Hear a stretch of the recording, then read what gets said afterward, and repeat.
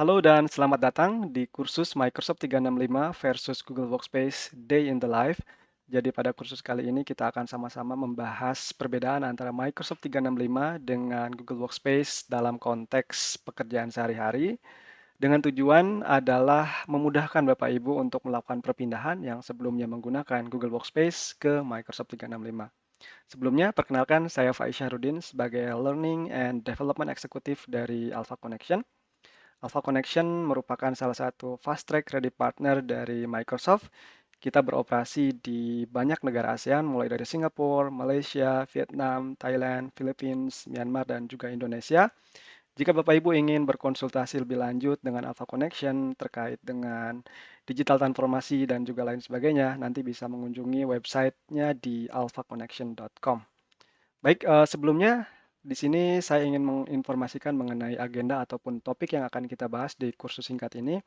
Jadi kita akan memulai dari introduction apa itu Microsoft 365, kemudian kita akan membahas mengenai perbedaan mendasar antara Microsoft 365 dengan Google Workspace yang sebelumnya Bapak Ibu pakai, sehingga nanti Bapak Ibu bisa mendapatkan gambaran yang utuh ya perbedaan dari kedua platform tersebut.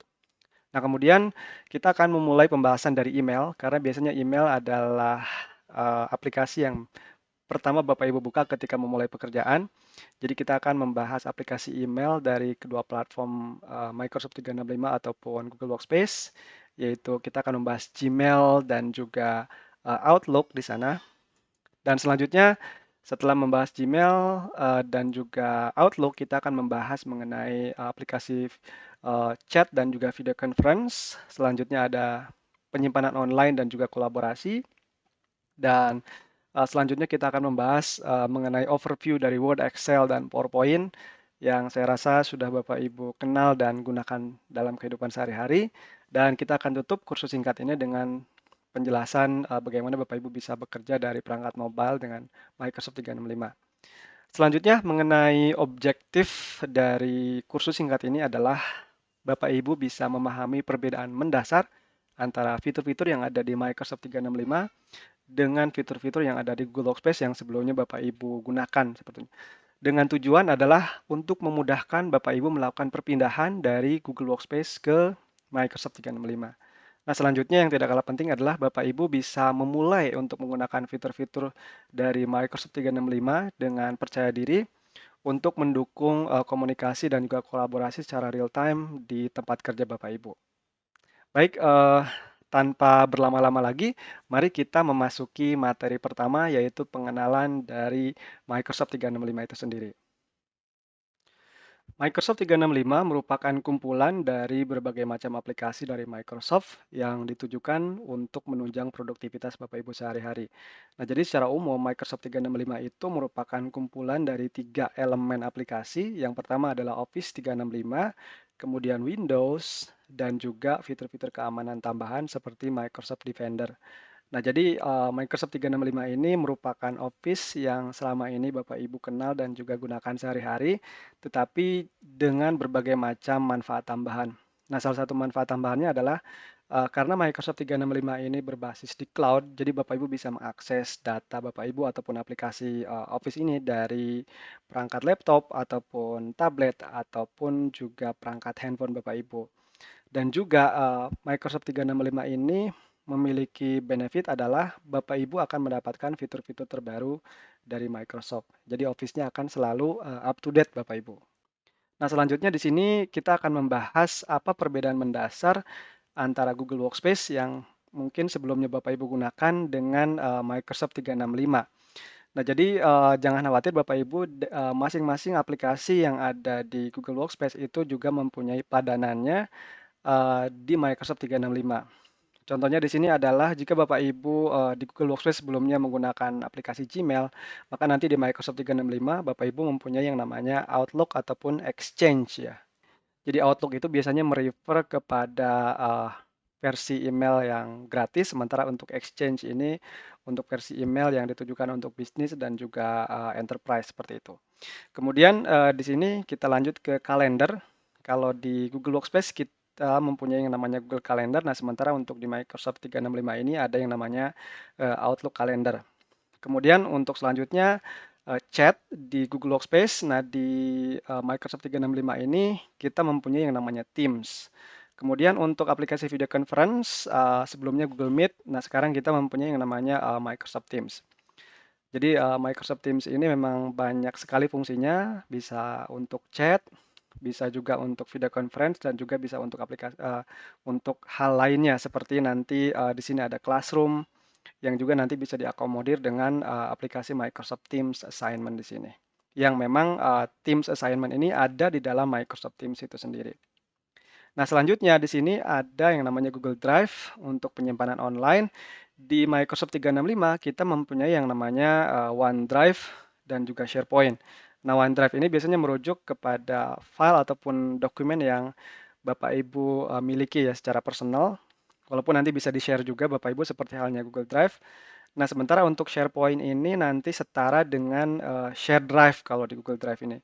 Jadi SharePoint ini lebih ke arah eh, Bapak Ibu menyimpan dokumen ataupun file untuk keperluan bersama ataupun keperluan tim sehingga nanti bisa berkolaborasi di dalamnya. Nah, kemudian selanjutnya untuk aplikasi pengolah kata di sini ada Docs. Nah, sementara di Microsoft 365 kita mempunyai aplikasi yang tentunya sangat populer yaitu Microsoft Word. Kemudian untuk Google Sheets di Microsoft 365 mempunyai aplikasi yang namanya Microsoft Excel dan untuk aplikasi presentasi di Google Workspace ada yang namanya Google Slides, sementara di Microsoft 365 ada PowerPoint. Untuk aplikasi catatan ada Google Keep, sementara di Microsoft 365 itu mempunyai aplikasi yang namanya OneNote. Kemudian untuk keperluan intranet di Google Workspace ada yang namanya Google Sites, sementara di Microsoft 365 itu mempunyai yang namanya SharePoint. Jadi SharePoint ini mempunyai banyak fungsi dan salah satu fungsi utamanya adalah untuk keperluan kolaborasi, yaitu untuk penyimpanan file dan dokumen untuk tim dan juga untuk keperluan communication ya Bapak Ibu atau intranet atau yang lebih dikenal dengan communication site. Sementara untuk yang SharePoint yang setara dengan Google Drive-nya ini lebih lebih disebut dengan yang namanya team site. Seperti itu. Kemudian untuk Classroom nanti akan digantikan oleh Teams Assignment dan selanjutnya adalah yang perlu Bapak Ibu ketahui adalah karena memang Google Workspace ini berbasis di cloud ya, 100% di cloud. Jadi ketika Bapak Ibu ingin mengakses ataupun menggunakan aplikasi Google Workspace itu hanya tersedia untuk yang versi web atau dari browser. Nah, sementara untuk yang Microsoft 365 itu tersedia baik itu versi web ataupun desktop. Jadi Bapak Ibu lebih memiliki banyak pilihan, nanti bisa menggunakan yang versi desktop app, aplikasi Word, Excel, PowerPoint yang selama ini Bapak Ibu kenal, dan juga versi webnya ya. Ataupun Bapak Ibu juga bisa menggunakan dua-duanya yaitu versi desktop dan juga versi web. Nah, selanjutnya Bapak Ibu untuk lebih jelasnya lagi, kita akan langsung mempraktekkan secara hands-on ya perbedaan-perbedaan yang ada di Google Workspace dan juga Microsoft 365. Jadi selanjutnya silahkan Bapak Ibu login ke akun Microsoft 365 yang sudah disediakan oleh perusahaan Bapak Ibu. Nah, di sini saya sudah berada di masing-masing platform ya. Sebelah kiri di sini ada Google Workspace dan sebelah kanan di sini ada Microsoft 365. Dan untuk kedua platform di sini, untuk Google Workspace saya menggunakan browser Google Chrome dan juga untuk Microsoft 365 saya menggunakan browser bawaan dari Windows yaitu Microsoft Edge. Nah, biasanya ketika kita ingin membuka aplikasi Google Workspace, untuk Google Workspace sendiri biasanya masuk ke google.com lalu Bapak Ibu login dengan akun Bapak Ibu dan nanti bisa membuka Gmail dan lain sebagainya. Nah, di sini saya ingin memperkenalkan portal dari Microsoft 365. Nah, sebelumnya untuk Google Workspace sendiri itu ada yang namanya Google Workspace Dashboard, semacam portal untuk Google Workspace. Itu ada di workspace.google.com dashboard. Nah, di sini terdiri dari kumpulan-kumpulan aplikasi yang ada di Google Workspace. Nah, untuk di Microsoft 365 sendiri itu punya portal yang namanya office.com seperti ini. Dan nanti Bapak Ibu bisa login dengan menggunakan akun Microsoft 365-nya. Nah, di sini saya kebetulan sudah login, jadi saya tidak diminta untuk login lagi. Nah, selanjutnya di sini yang ingin saya jelaskan yaitu menu dari masing-masing aplikasi ini ya. Jadi, cara mudah untuk mengakses aplikasi-aplikasi Google Workspace nanti bisa dari titik 9 seperti ini.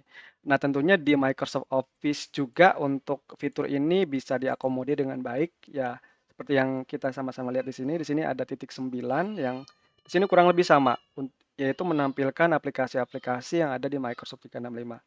Nah, nanti Bapak Ibu juga bisa mengklik All Apps untuk melihat, aplikasi-aplikasi yang tersedia di, Microsoft 365 ini. Nah, selanjutnya biasanya bagi Bapak Ibu yang pertama kali menggunakan Microsoft 365 itu, yang sangat direkomendasikan yaitu mengganti, foto profil ya Bapak Ibu. Jadi nanti caranya cukup mudah, tinggal di pojok kanan atas di foto profil Bapak Ibu di sini, nanti, tinggal diklik saja dan nanti bisa diklik tombol kamera, selanjutnya nanti Bapak Ibu bisa mengunggah, foto profil Bapak Ibu di sini. Ya, selanjutnya di bagian portal di sini Bapak Ibu, karena, tentunya di sini Microsoft 365 itu mempunyai portal office.com di sini ya. Jadi, portal ini akan sangat bermanfaat bagi Bapak Ibu. Yang pertama adalah untuk memudahkan Bapak Ibu mengakses aplikasi-aplikasi yang lain ya, baik itu dari titik 9 di sini ataupun dari, eee side panel di sini, jadi akan sangat mudah untuk mengakses aplikasi yang lain dan juga akan sangat memudahkan untuk membuat, dokumen baru ataupun presentasi ataupun, eee, workbook baru di sini ya. Jadi akan sangat memudahkan Bapak Ibu dan juga di bagian My Content di sini, akan ditampilkan file-file ataupun dokumen yang, terakhir kali Bapak Ibu akses di sini. Ya, di sini juga ada fitur pencarian, jadi akan sangat mudah untuk mencari aplikasi ataupun file ataupun rekan kerja Bapak Ibu. Jadi caranya cukup mudah, tinggal Bapak Ibu ketikkan saja yang ingin dicari seperti apa, maka nanti, semua file ataupun semua aplikasi yang ada di environment, Microsoft 365 di sini akan ditampilkan di sini. Jadi, yang sangat menarik dari aplikasi pencarian ini atau yang lebih kita dikenal dengan Microsoft Search ya, itu akan menampilkan semua pencarian dari seluruh, platform Microsoft 365 Bapak Ibu. Jadi ini sangat-sangat komprehensif. Dan selanjutnya Bapak Ibu juga akan ditampilkan, file-file yang direkomendasikan ya, ini berdasarkan dari, machine learning-nya, Microsoft 365. Jadi di sini akan ditampilkan file-file yang, tentunya relevan dengan Bapak Ibu. Dan selanjutnya Bapak Ibu yang ingin saya jelaskan yang sangat penting di sini adalah Bapak Ibu punya kemampuan untuk mendownload aplikasi desktop app, Office 365 ini. Jadi, seperti yang Bapak Ibu perhatikan bahwa ketika kita klik install Office nanti Bapak Ibu punya kemampuan untuk mendownload, aplikasi ini untuk kemudian nanti bisa diinstal di aplikasi desktop, Bapak Ibu. Kelebihan menggunakan ataupun mendownload dan juga menginstal aplikasi ini adalah Bapak Ibu nanti akan mendapatkan fitur-fitur yang jauh lebih banyak dan lebih kuat ya.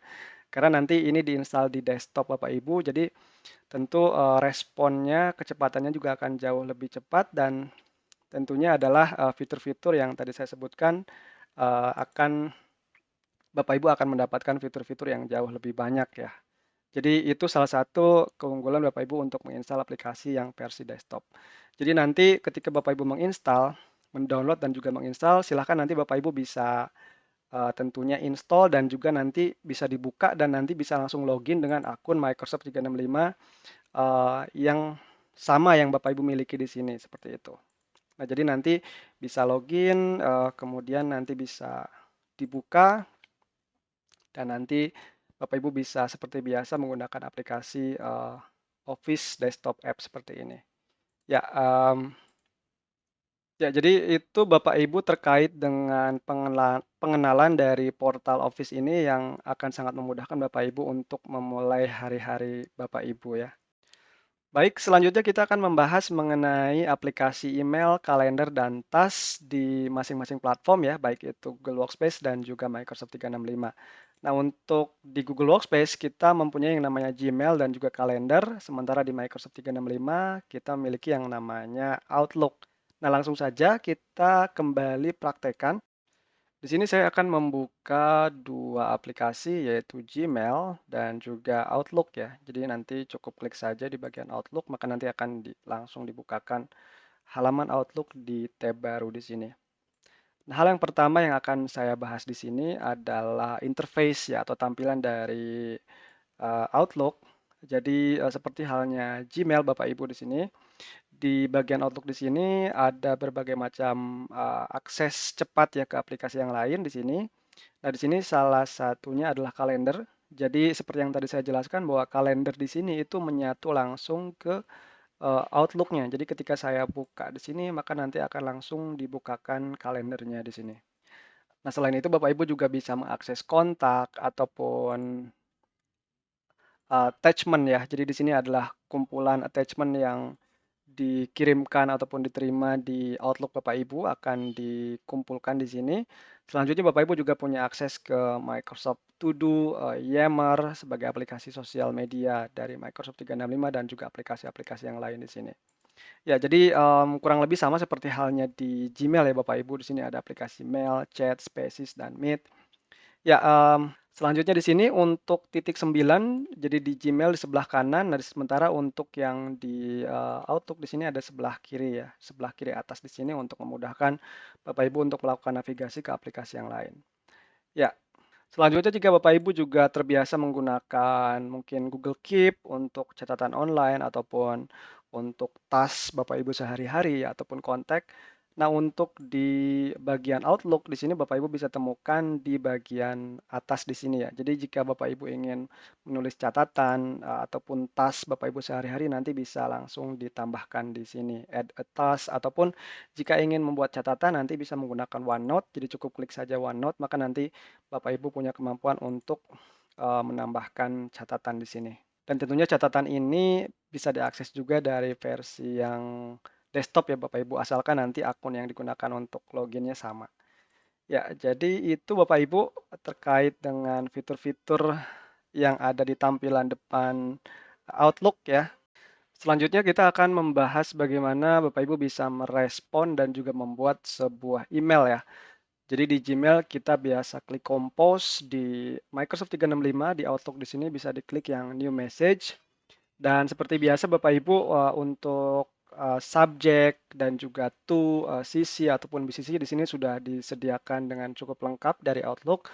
Kemudian Bapak Ibu juga, kalau yang terbiasa menggunakan send, schedule send di sini, di Outlook kita memiliki yang namanya, send letter ya Bapak Ibu. Jadi ini fiturnya kurang lebih sama. Kemudian jika Bapak Ibu juga biasa melampirkan file dari lokal ataupun dari Google Drive, di sini juga di Outlook bisa mengakomodir dengan baik. Jadi ketika Bapak Ibu ingin melakukan attachment di sini, klik attach dan di sini akan dengan sangat baik ditampilkan beberapa pilihan untuk melampirkan attachment, baik itu dari lokal, dari komputer Bapak Ibu, ataupun dari OneDrive ya. Ataupun Bapak Ibu juga bisa melakukan upload terlebih dahulu ke OneDrive dan juga langsung bisa di-share di sini.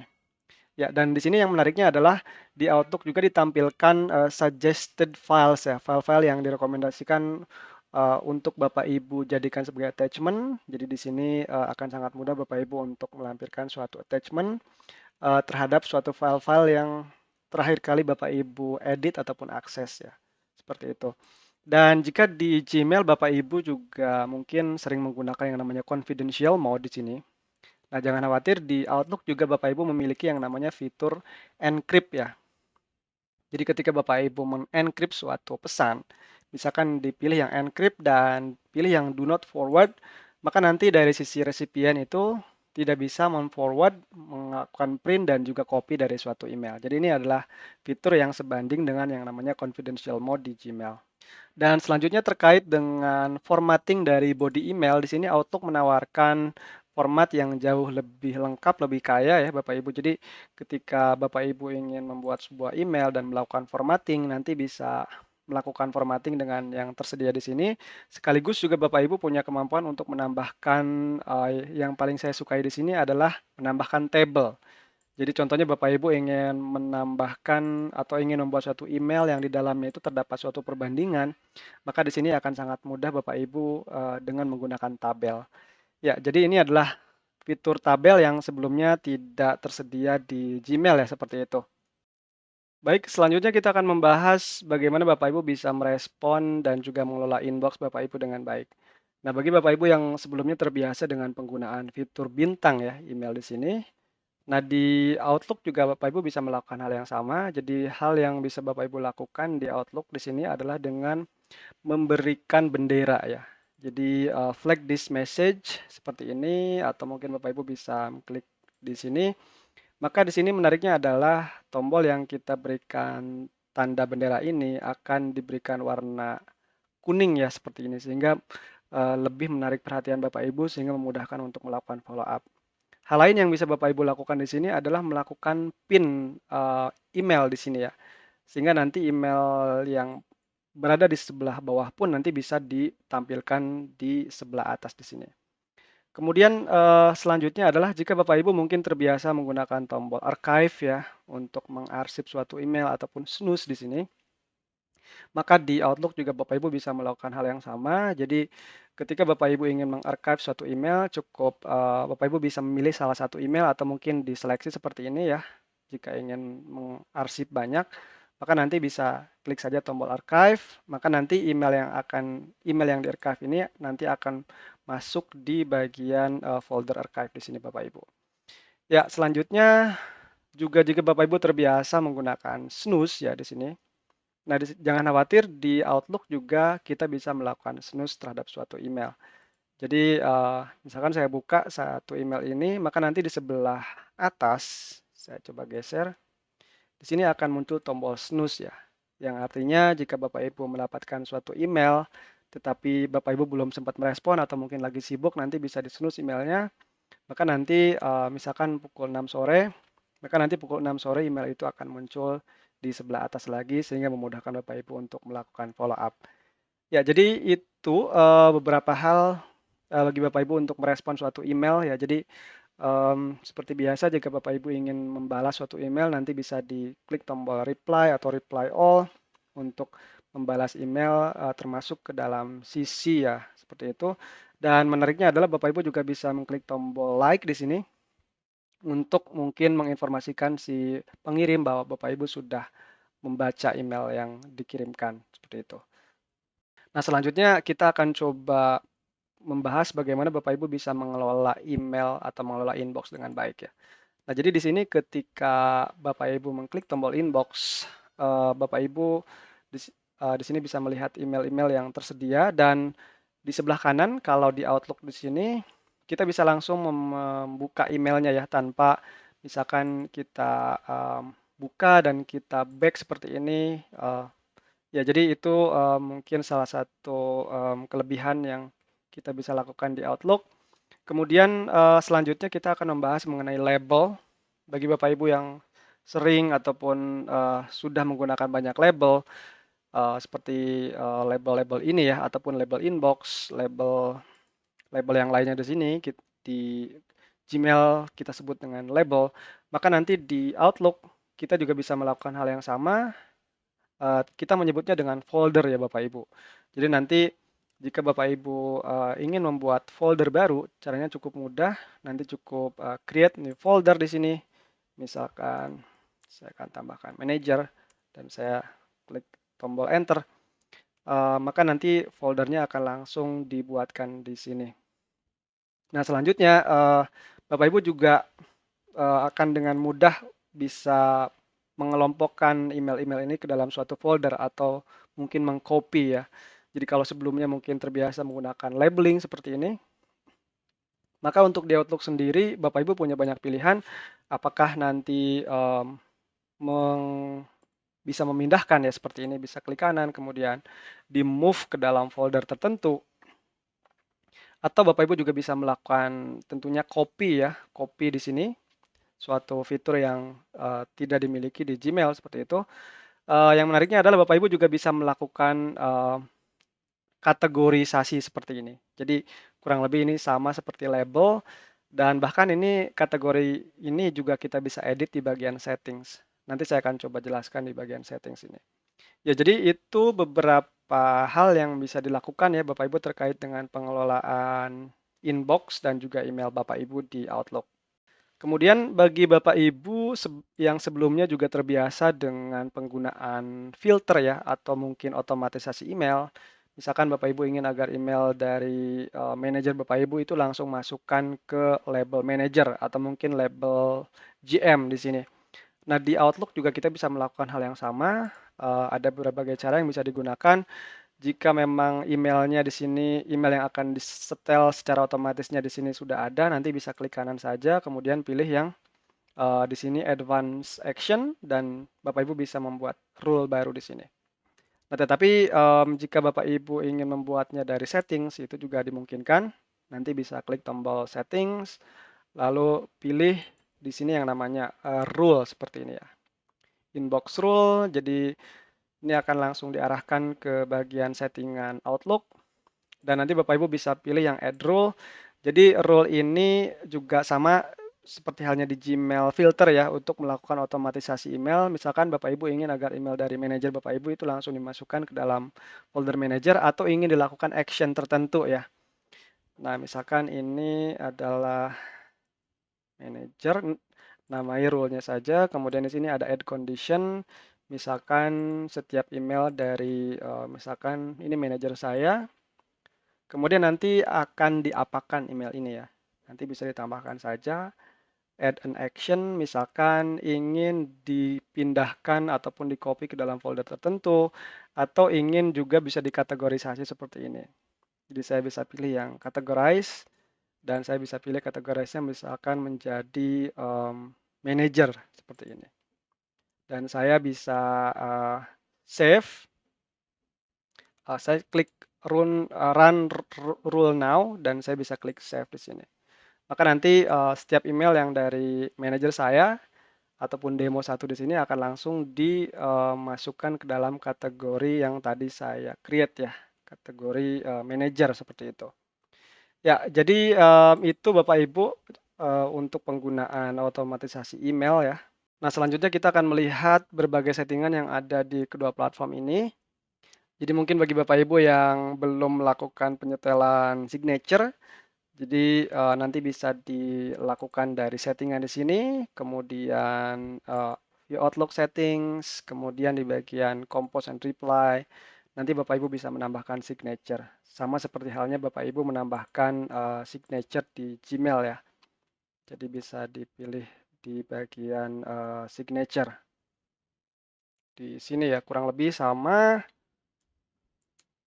Jadi sama seperti halnya di Gmail, di Outlook pun kita bisa menambahkan lebih dari satu signature ya Bapak Ibu. Nanti cukup klik saja new signature di sini. Jadi nanti Bapak Ibu bisa mulai untuk melakukan signature formattingnya di sini ya. Selanjutnya adalah bagi Bapak Ibu yang sebelumnya menggunakan vacation responder untuk membuat auto reply ketika Bapak Ibu sedang off ataupun sedang cuti ya. Nanti di auto pun Bapak Ibu bisa melakukan hal yang sama, nanti bisa memilih di bagian auto replies di sini, automatic replies. Jadi nanti bisa dihidupkan saja, kemudian tentukan Bapak Ibu nanti mau cuti ataupun melakukan automatic replies dari kapan sampai kapan. Misalkan dari mulai 1 Oktober sampai dengan katakanlah 7 Oktober di sini ya. Dan di sini yang menariknya adalah Bapak Ibu juga bisa melakukan kustomisasi untuk membalas email dari dalam perusahaan atau internal ya, ataupun ke peserta eksternal atau pengirim eksternal di sini. Jadi ini satu kelebihan yang memang sebelumnya tidak dimiliki di Gmail. Nah, selanjutnya adalah bagi Bapak Ibu yang sebelumnya terbiasa mungkin mengaktifkan Gmail offline ya, sehingga nanti bisa mengakses Gmail dalam keadaan offline, maka nanti untuk Outlook itu sendiri untuk bisa diakses secara offline, nanti Bapak Ibu bisa mendownload versi Outlook yang versi desktopnya. Jadi nanti Bapak Ibu bisa melihat email atau membuat email dalam keadaan offline. Jadi nanti Bapak Ibu bisa mendownload aplikasi Office yang sebelumnya sudah saya jelaskan. Dan selanjutnya nanti Bapak Ibu bisa tentunya membuka emailnya dari Outlook seperti ini. Ya, jadi itu alternatif bagaimana Bapak Ibu bisa mengaktifkan offline mode di Outlook. Ya, saya rasa untuk pembahasan Outlook sudah cukup ya. Selanjutnya saya akan membahas mengenai kalender. Nah, kita akan coba buka kalender di kedua platform ini. Saya akan coba buka kalender di sini. Jadi untuk kalender di Outlook di sini sangat ataupun diintegrasikan dengan Outlook, jadi akan sangat mudah untuk mengaksesnya. Jadi di sini kita bisa lihat untuk jadwal kita masing-masing ya. Nah, di sini satu hal yang cukup penting adalah dari tampilan. Jadi ini tampilannya per minggu. Jika Bapak Ibu mungkin sebelumnya tampilannya per bulan, nanti bisa dirubah menjadi tampilan per minggu jika Bapak Ibu terbiasa dengan tampilan per minggu. Selanjutnya yang mungkin biasa Bapak Ibu lakukan adalah Bapak Ibu bisa menggunakan Meet with untuk melihat ketersediaan rekan kerja Bapak Ibu ya. Sini. Nah, untuk penggunaan Meet with di Outlook di sini Bapak Ibu alternatifnya adalah dengan menambahkan kalender rekan kerja Bapak Ibu. Jadi misalkan Bapak Ibu di sini cukup klik yang Add Calendar dan nanti Bapak Ibu bisa pilih yang Add from Directory karena kita akan menambahkan kalender rekan kerja Bapak Ibu ya. Jadi di sini cukup ditambahkan saja siapa rekan kerja Bapak Ibu yang Bapak Ibu ingin cek jadwalnya. Nah, di sini atau ingin ditampilkan kalendernya di kalender Bapak Ibu. Jadi cukup klik saja seperti ini dan pilih yang Add to People's Calendar. Saya bisa pilih yang Add. Maka nanti saya coba close dan di bagian show all di sini ada People's Calendar. Jika saya ingin melihat ketersediaan waktu dari demo 1 di sini, maka saya cukup klik saja demo 1. Maka nanti untuk kalender yang warna oranye di sini, ini merupakan jadwal dari kalender rekan kerja saya yang namanya demo 1 di sini. Nah, jadi itu Bapak Ibu alternatif untuk penggunaan atau penggunaan Meet with yang mungkin sebelumnya sering Bapak Ibu gunakan. Nah, selanjutnya kita akan coba sama-sama melihat fitur yang ada di Create Event baru di sini.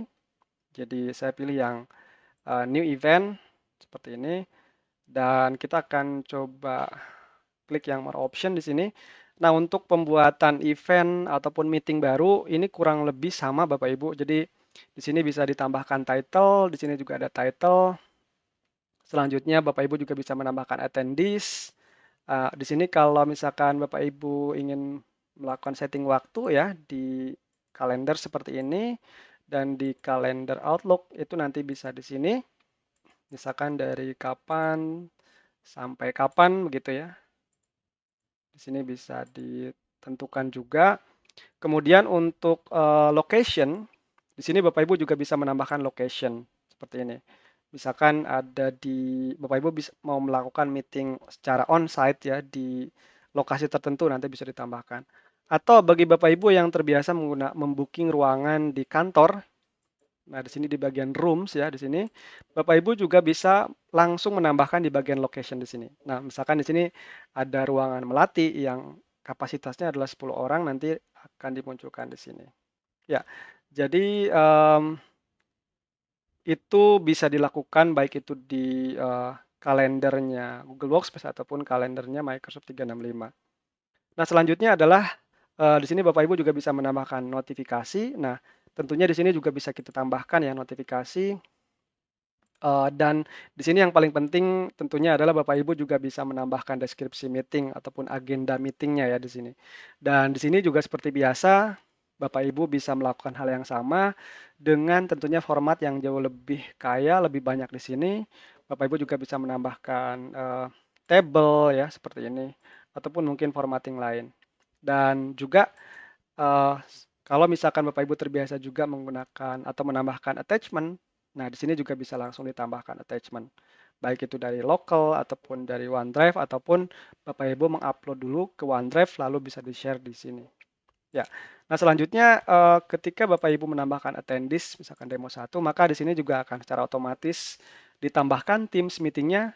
Nah, ini juga tentunya sama ya Bapak Ibu ketika Bapak Ibu menambahkan eh, tamu di sini, maka nanti juga Google Meet-nya akan ditambahkan otomatis. Jadi kita bisa melakukan meeting online dengan menggunakan kedua platform ini. Dan yang menariknya adalah di Outlook di sini Bapak Ibu juga akan secara otomatis ditampilkan untuk ketersediaan jadwal dari rekan-rekan yang diundang di sini ya. Di sini karena saya mengundang demo 1 dan juga membooking ruangan, maka nanti akan ditampilkan jadwal dari ketiga orang ini. Nah, untuk Kebetulan kalau di Google Workspace sendiri ini, tidak langsung ditampilkan ya, Bapak Ibu mungkin biasa menggunakan Find a Time di sini untuk melihat ketersediaan jadwal rekan-rekan yang diundang, seperti itu. Ya, untuk selanjutnya juga untuk guest permission di sini juga ada yang namanya respond option. Jadi ini kurang lebih sama, dan di sini ada fitur tambahan di mana Bapak Ibu juga bisa mengkategorisasikan kalender-kalender ini berdasarkan, kategori tertentu. Ya, jadi, kurang lebih itu Bapak Ibu bagaimana Bapak Ibu bisa membuat suatu event baru, dengan menggunakan Outlook Calendar. Ya, jadi, jika sudah selesai Bapak Ibu bisa mengklik tombol save atau mengklik tombol send kalau untuk di kalendernya Outlook. Dan selanjutnya terkait dengan kalender ini jika Bapak Ibu juga mendapatkan suatu undangan dari rekan kerja ataupun undangan meeting dari eksternal ya. Jadi nanti, Bapak Ibu juga bisa merespon sama seperti halnya di Gmail ya Bapak Ibu. Jadi nanti, bisa dibuka saja emailnya, misalkan saya mendapatkan undangan di sini misalkan, jadi saya bisa klik dan seperti biasa di sini saya bisa melakukan RSVP ya.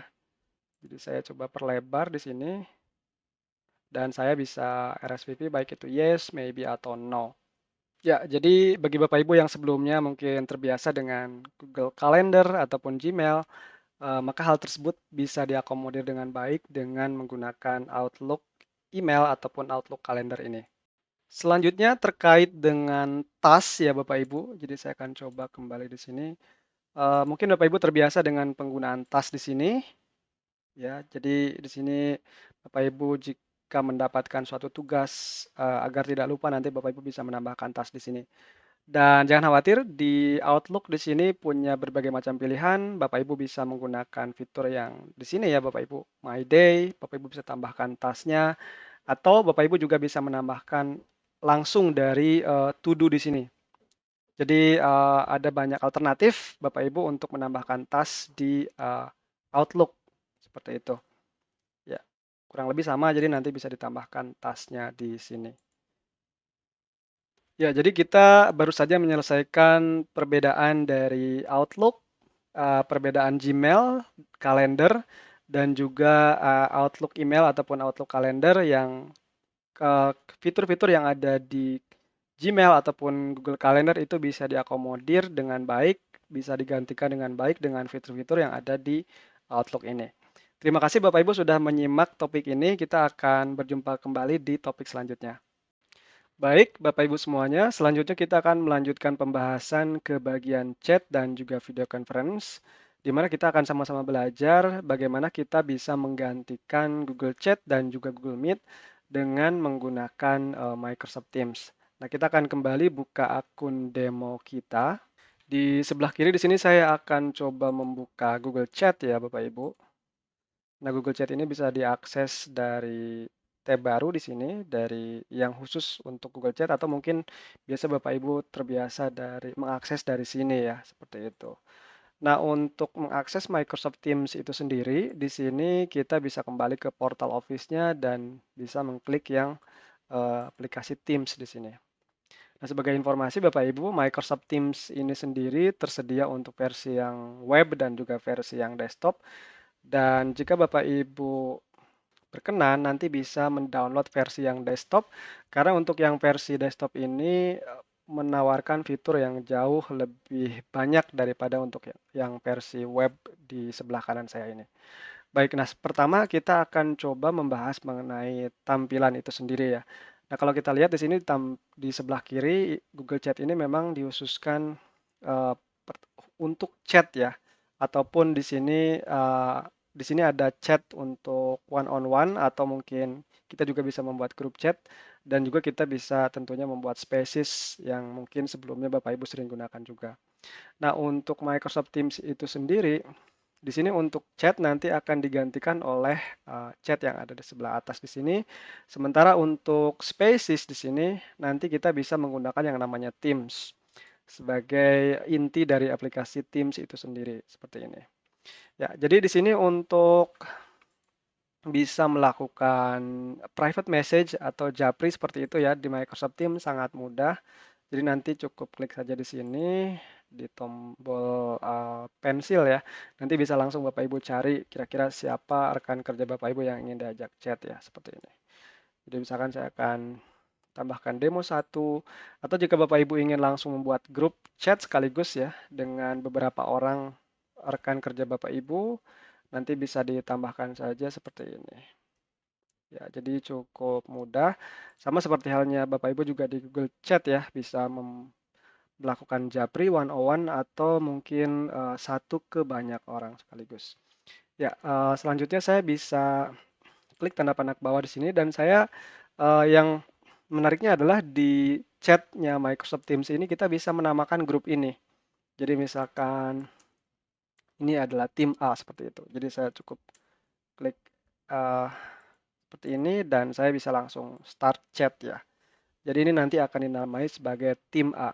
Nah, sementara untuk di Google Chat sendiri penamaan tersebut tentunya masih belum memungkinkan ya seperti itu. Jadi saya bisa langsung memulai. Nah, ketika Bapak Ibu melakukan chat ya seperti ini, misalkan saya di sini chat ke dua orang yang lain, sini juga saya chat ke beberapa rekan kerja saya. Nah, di sini terlihat ya dari sisi formatting, di sini kita bisa melihat bahwa formatting di Microsoft Teams di sini cukup banyak. Jadi di sini kita bisa sama lihat untuk formatnya, kita bisa menambahkan cukup banyak formatting, bahkan di sini kita bisa insert a quote, kemudian untuk horizontal atau tabel di sini. Bahkan di sini kita juga bisa membuat text highlight seperti ini. Ya, jadi itu selanjutnya juga kita juga bisa menambahkan level of importance dari suatu chat ya, dan juga masih banyak yang lain. Jadi tentunya Bapak Ibu akan dengan sangat mudah dapat beradaptasi dengan penggunaan chat di Microsoft Teams ini. Dan selanjutnya di sini yang tidak kalah penting adalah Bapak Ibu juga bisa melakukan panggilan langsung ya, baik itu panggilan suara ataupun panggilan video ke semua orang yang ada di grup ini seperti itu. Ya, dan selanjutnya juga Bapak Ibu bisa menambahkan files ya. Jadi ini semacam bucket files yang diupload ke dalam grup ini seperti itu. Dan satu hal yang cukup menarik juga di sini di Microsoft Teams ini kita bisa melakukan reply ya seperti itu. Ya, jadi itu hal-hal yang bisa Bapak Ibu lakukan di bagian chat di sini. Selanjutnya kita akan membahas mengenai spaces. Nah, tentunya di spaces ini Bapak Ibu bisa memiliki banyak sekali spaces ya. Dan begitupun juga di Microsoft Teams. Nah, kalau di Microsoft Teams kita istilahkan dengan Teams. Jadi Bapak Ibu pertama kali harus membuat Teams-nya terlebih dahulu ya. Di sini misalkan di sini ada US Sales Team dan di dalam Teams ini Bapak Ibu juga bisa menambahkan banyak channel ya. Jadi channel itu semacam wadah bagi Bapak Ibu untuk mengelola suatu project ataupun tugas-tugas yang diberikan ke dalam tim ataupun grup tertentu ya. Jadi nanti bisa dibuatkan channelnya masing-masing. Jadi di sini Bapak Ibu memiliki pilihan yang lebih beragam dengan menggunakan Microsoft Teams ini. Dan kalau misalkan kita atau Bapak Ibu melakukan chat ya di sini, misalkan ingin melakukan update di Spaces ini, uh, nanti Bapak Ibu juga bisa melakukan hal yang sama di bagian channel-channel ini ya Bapak Ibu. Jadi seperti biasa, misalkan di bagian channel ini, misalkan di channel general, nanti Bapak Ibu bisa menambahkan conversation baru, bisa menambahkan lampiran, ataupun Bapak Ibu juga bisa melakukan hal-hal lainnya sama seperti Bapak Ibu melakukan chat di Microsoft Teams tadi. Selanjutnya, jika Bapak Ibu terbiasa dengan fitur-fitur melampirkan file dari Google Drive atau membuat calendar invitation dan juga mungkin meet link ya seperti ini untuk melakukan meeting dadakan. Nah, nanti di Microsoft Teams sendiri, jadi di salah satu channel misalkan di sini Bapak Ibu nanti misalkan ingin melampirkan file ya, nanti bisa langsung dari sini ya, dari OneDrive ataupun dari lokal penyimpanan ataupun langsung diklik di bagian tab file di sini. Jadi nanti Bapak Ibu juga bisa melakukan sharing file ataupun melampirkan attachment ya. Dan tadi terkait dengan calendar invite dan juga meet now ya, meet link seperti ini nanti bisa digantikan dengan aplikasi ini, yaitu Meet Now untuk melakukan meeting dadakan ataupun schedule a meeting, sehingga nanti kita bisa buatkan jadwalnya di kalender ya di sini. Jadi saya akan coba pin. Nah, seperti ini. Jadi nanti akan disinkronkan dengan kalender yang ada di sini. Ya, jadi seperti yang Bapak Ibu perhatikan di sini ya, untuk fitur-fiturnya bisa digantikan semua. Kemudian jika Bapak Ibu juga terbiasa dengan files atau task di sini ya, task management. Di sini menariknya adalah Microsoft Teams punya integrasi dengan aplikasi-aplikasi third party yang lain. Jadi nanti bisa ditambahkan saja di sini. Bapak Ibu tidak hanya bisa menambahkan task ya, tetapi juga aplikasi-aplikasi yang lain yang tentunya untuk menambah fungsi dan kegunaan dari Microsoft Teams ini. Nah, dalam hal ini misalkan untuk task, saya bisa menambahkan task by planner di sini, sehingga nanti Bapak Ibu bisa melakukan task management secara sederhana di sini. Ya, saya bisa tambahkan seperti ini dan saya bisa klik save. Dan selanjutnya Bapak Ibu bisa melakukan penambahan task dan juga penugasan di sini. Baik, selanjutnya kita akan melanjutkan pembahasan ke bagian video conference. Nah, di Google Workspace tentunya memiliki yang namanya Google Meet. Nah, di sini saya akan coba sama-sama buka untuk Google Meet dan juga Microsoft Teams video conference-nya. Nah, di sini saya akan coba buka Google Meet-nya dengan mengklik yang New Meeting, Join Now. Nah, di sini sudah ditampilkan di bagian lobby ya, Bapak Ibu. Jadi saya akan melakukan hal yang sama di bagian Microsoft Teams di sini. Nah, untuk melakukan Meet Now, di sini saya bisa mengklik yang logo kamera di sini. Kalau misalkan Bapak Ibu melakukan meetingnya di channel di sini ya, maka nanti semua member yang ada di channel ini juga akan mendapatkan notifikasi. Jadi lebih memudahkan untuk menginformasikan atau memberitahu orang lain untuk join ke meeting. Nah, di sini saya akan coba buka Meet Now. Oke, di sini akan diarahkan ke halaman lobby dari Microsoft Teams. Nah, kebetulan di sini saya menggunakan versi yang desktop, jadi fitur-fitur yang ditawarkan juga jauh lebih banyak dibandingkan dengan versi yang browser. Nah, seperti yang Bapak Ibu perhatikan di sini, karena tadi saya melakukan meeting di Task Management Channel ya, jadi nama meetingnya pun template, jadi saya bisa rubah menjadi misalkan weekly meeting seperti ini. Nah, ini kita sudah sama-sama di lobby ya Bapak Ibu. Biasanya kita melakukan mute microphone atau mungkin mengganti background. Nah, hal yang sama juga bisa dilakukan di Microsoft Teams. Bapak Ibu juga bisa melakukan mute microphone atau mematikan kamera atau bahkan mengganti background. Nah, cuma karena kamera saya tidak aktif, maka background filter saya juga tidak aktif. Ya, jadi selanjutnya saya coba cek untuk setelan mikrofon supaya tidak konflik. Ya, sudah oke. Dan selanjutnya saya bisa mengklik Join Now untuk bergabung ke dalam ruangan meeting seperti ini. Ya, sekarang kita sama-sama sudah berada di dalam ruangan meeting. Bedanya di sini di Microsoft Teams, saya diminta untuk meng-invite rekan kerja saya yang lain karena memang saya masih sendiri di sini. Jadi saya bisa mengcopy link meeting ataupun mungkin menambahkan partisipan di sini ya, seperti itu. Nah, kita akan membahas yang pertama kali di bagian present ya, karena ini salah satu komponen yang paling penting dalam meeting online. Jadi yang seperti yang Bapak Ibu tahu bahwa di sini ada 3 pilihan ya ketika present. Nah, di Microsoft Teams di sini kita punya lebih banyak pilihan untuk melakukan present. Baik itu kita bisa melakukan present entire screen ataupun mungkin jendela ataupun Windows tertentu, Microsoft Whiteboard, konten dari kamera atau yang paling penting dan menarik biasanya adalah Bapak Ibu juga bisa melakukan presentasi langsung dari file PowerPoint yang Bapak Ibu miliki ya seperti ini. Dan di sini tentu ada satu fitur juga yang sangat menarik, yaitu Bapak Ibu juga bisa memasukkan suara dari komputer Bapak Ibu ke dalam meeting ya. Nah, ini biasanya kalau di Microsoft ataupun di Google Meet itu hanya bisa dilakukan ketika Bapak Ibu mempresent a tab di sini. Ya, jadi itu bagaimana Bapak Ibu bisa melakukan present. Selanjutnya, jika Bapak Ibu juga terbiasa menggunakan fitur raise hand di sini ya. Nah, di Microsoft Teams juga tentunya Bapak Ibu bisa melakukan hal yang sama dan Di sini kita bisa melakukan atau mendapatkan banyak pilihan, apakah raise hand ataupun like ataupun applause dan lain sebagainya. Ya, itu Bapak Ibu terkait dengan raise hand atau reaction ya. Selanjutnya di sini kita akan coba melihat fitur yang ada di titik 3.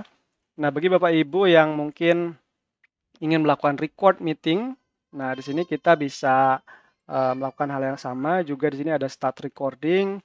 Kemudian untuk whiteboard, tadi Bapak Ibu juga sudah melihat ya di share screen ini kita bisa melakukan sharing whiteboard juga untuk melakukan kolaborasi. Nah, selanjutnya juga selain record dan whiteboard, Bapak Ibu juga bisa merubah tampilan. Nah, untuk merubah tampilan di Microsoft Teams juga sangat mudah.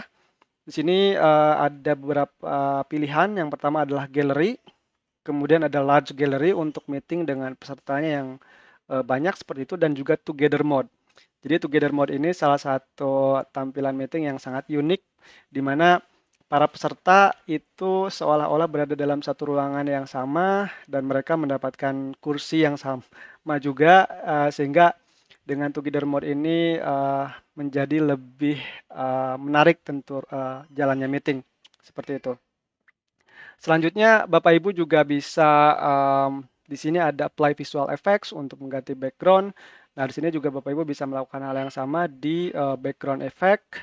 Kemudian jika Bapak Ibu juga terbiasa menggunakan fitur noise cancellation di sini ya.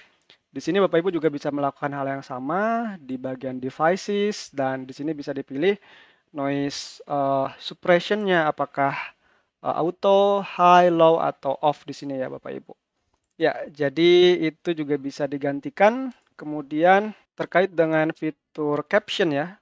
Jadi jika Bapak Ibu ingin melihat subtitle ketika presenternya berbicara, jadi nanti Bapak Ibu juga bisa menggunakan yang namanya turn on live caption di sini. Selanjutnya kita akan berpindah ke bagian partisipan ya. Untuk melihat partisipan di sini bisa klik saja bagian people, dan di sini kita bisa lihat berapa banyak yang join, dan di sini juga ada suggestion. Jadi jika ada rekan-rekan yang Bapak Ibu undang tetapi belum join ke meeting, maka nanti akan muncul di sini untuk kita bisa request untuk bergabung. Ya, kemudian untuk fitur live chat ya, di sini Bapak Ibu juga bisa menggunakan live chat. Dan di sini live chatnya di Microsoft Teams ini menawarkan format yang jauh lebih kaya seperti ini, dan tentu bisa melakukan reply juga. Dan selanjutnya di sini di bagian activity, Bapak Ibu ada breakout room. Jadi untuk melakukan breakout room, Bapak Ibu bisa pilih yang rooms di sini, dan nanti bisa ditentukan berapa banyak jumlah breakout roomnya, kemudian metode assignment partisipannya seperti apa, jadi nanti bisa ditentukan juga. Kemudian untuk live streaming, nanti saya akan coba jelaskan bagaimana Bapak Ibu bisa melakukan live streaming. Untuk fitur polling, ini Bapak Ibu juga bisa buat pada saat pembuatan kalender ya Bapak Ibu. Jadi nanti tidak bisa langsung ditampilkan di sini, tetapi memang fitur ini nanti akan ada penggantinya di Microsoft Teams. Selanjutnya terkait dengan Q&A. Q&A Bapak Ibu juga bisa mengaktifkannya. Ini by default belum aktif, tetapi jika memang ingin diaktifkan nanti bisa klik yang bagian meeting option, dan nanti bisa dipilih yang enable Q&A, kemudian pilih yang save. Ya, seperti itu Bapak Ibu. Dan kemudian untuk recording tentunya sangat mudah ya. Di sini bisa diklik saja di bagian start recording. Ya. Nah, selanjutnya untuk Q&A, ya di sini sudah muncul ya Bapak Ibu fitur Q&A-nya. Jadi saya coba close saja. Dan untuk melakukan polling, di sini saya akan coba perlihatkan bagaimana Bapak Ibu bisa melakukan polling di Microsoft Teams ya ketika meeting. Jadi untuk melakukan polling pada saat meeting, Bapak Ibu nanti bisa menggunakan uh, kalender di sini. Jadi misalkan saya coba pilih yang di sini. Nah, pastikan Bapak Ibu melakukan invite ya ke rekan kerja yang lain di sini, dan nanti bisa muncul fitur chat with participants. Jadi klik saja, nanti akan diarahkan ke dalam chat di sini, dan selanjutnya Bapak Ibu ini adalah salah satu kelebihan dari Microsoft Teams, di mana Bapak Ibu bisa mengintegrasikan dengan aplikasi-aplikasi yang lain, termasuk juga dengan Poly ataupun di sini banyak sekali untuk aplikasi polling ya. Dan selanjutnya nanti Bapak Ibu bisa install saja di dalam percakapan di sini. Dan jika sudah, maka nanti akan muncul yang namanya polling di sini. Dan ini nanti akan muncul juga di bagian chatnya Microsoft Teams tadi. Ya karena ini beda meeting kebetulan, jadi ini tidak muncul di bagian chatnya seperti itu. Dan begitupun jika Bapak Ibu ingin melakukan live streaming. Nah, live streaming di sini Bapak Ibu bisa menggunakan fitur dari kalender. Jadi nanti bisa diklik saja kalendernya. Dan selanjutnya di bagian new meeting di sini Bapak Ibu bisa memilih apakah mau melakukan live event ataupun bahkan melakukan webinar. Jadi ini satu fitur yang saat ini belum tersedia di tentunya Google Meet seperti itu. Ya, jadi itu bagaimana Bapak Ibu bisa mulai melakukan adaptasi dengan penggunaan Microsoft Teams ya. Tetapi di sini sebelum saya tutup untuk pembahasan Microsoft Teams di sini ada juga fitur keamanan atau host control ya. Jadi untuk menemukan host control di sini Bapak Ibu bisa melakukan eh, menemukannya di bagian meeting option di sini ya.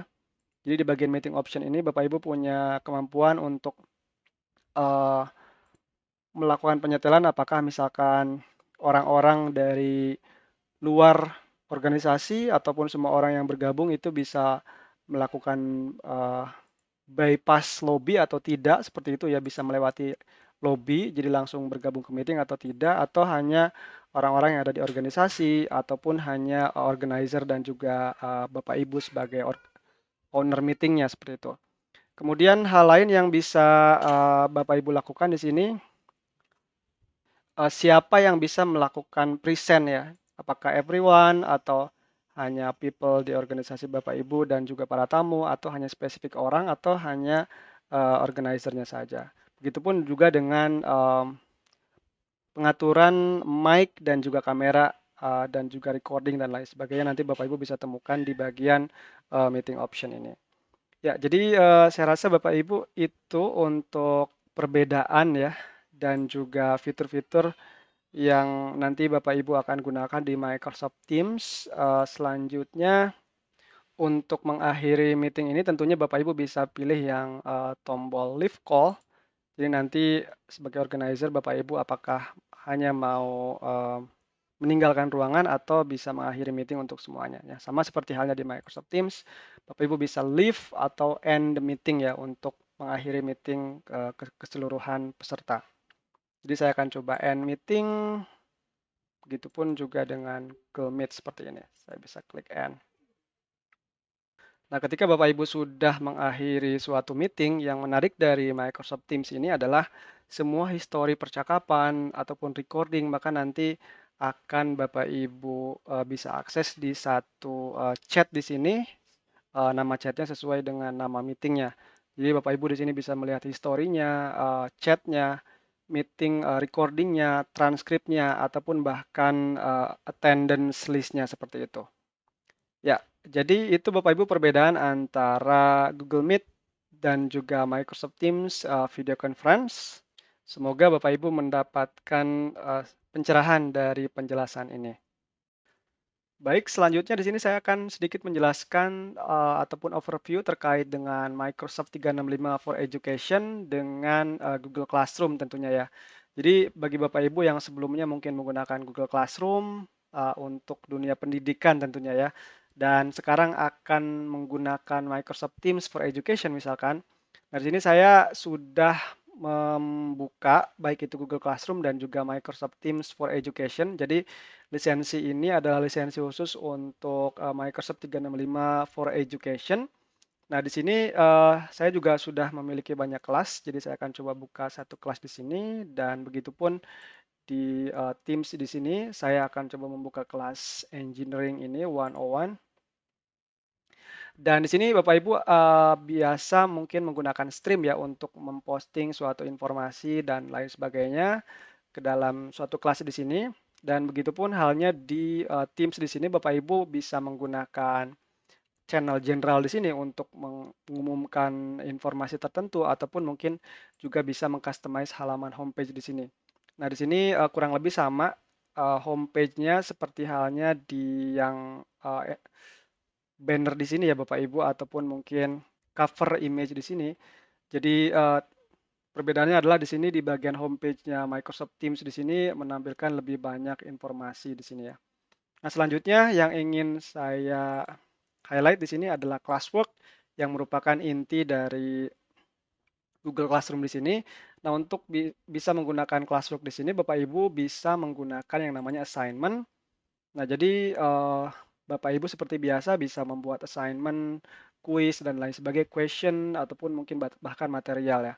Nah, hal yang sama juga bisa Bapak Ibu lakukan di bagian assignment Microsoft Teams di sini. Jadi bisa Bapak Ibu create assignment, ataupun mungkin kuis, ataupun mungkin Bapak Ibu bisa mengambil dari existing channel ataupun kelas yang lain. Nah, tentunya untuk menambahkan material nanti Bapak Ibu bisa menambahkan di bagian homepage di sini, di bagian ya di sini, ataupun Bapak Ibu juga bisa menambahkan langsung filenya dari sini ya, dari channel-channel yang ada di sini. Kemudian untuk bagian people di sini tentunya Bapak Ibu juga bisa menambahkan people ya, baik itu teacher ataupun student. Nah, nanti Bapak Ibu bisa menambahkan di bagian manage teams di sini ya, dan juga add member di sini Bapak Ibu. Jadi nanti bisa ditambahkan siapa yang menjadi student, siapa yang menjadi teacher di sini. Ya, kemudian untuk grades, jadi untuk melakukan penilaian dan grading ya Bapak Ibu nanti bisa Bapak Ibu lakukan juga di bagian grades di sini. Ya, jadi seperti ini Bapak Ibu untuk perbedaan antara Google Classroom dan juga Microsoft Teams for Education. Dan bagi Bapak Ibu yang sebelumnya mungkin terbiasa menggunakan private comment ya untuk memberikan masukan ataupun saran secara pribadi, Bapak Ibu juga bisa melakukan hal yang sama di sini di bagian assignment, kemudian nanti kita bisa buka untuk bagian tugasnya yang sudah disetorkan seperti ini dan kita bisa melakukan feedback secara pribadi ataupun mungkin menambah penilaian ataupun Bapak Ibu juga bisa melakukan komen di bagian dokumen ataupun tugas tertentu ya di sini. Ya, jadi hal yang sama tentunya juga bisa dilakukan di Microsoft Teams. Ya, jadi saya rasa itu secara overview ya perbedaan antara Google Classroom dengan Microsoft Teams for Education.